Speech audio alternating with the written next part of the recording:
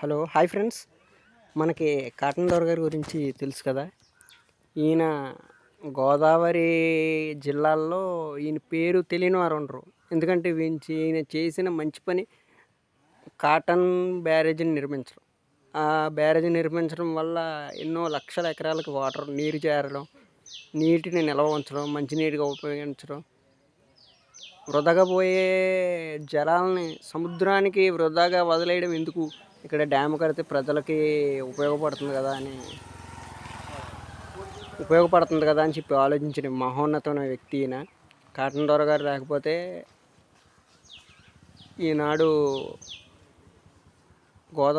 ఉభయ గోదావరి జిల్లాలకు తాగునీరు ఉండదు. ఉభయ గోదావరి జిల్లాలో తాగునీరుకి అలాగే సాగునీరుకి మెయిన్ అయిన కాటన్ దొర గారు మన భారతదేశంలో ధవళేశ్వరం దగ్గర కాటన్ బ్యారేజీ నిర్మించడం మనకు గర్వకారణం.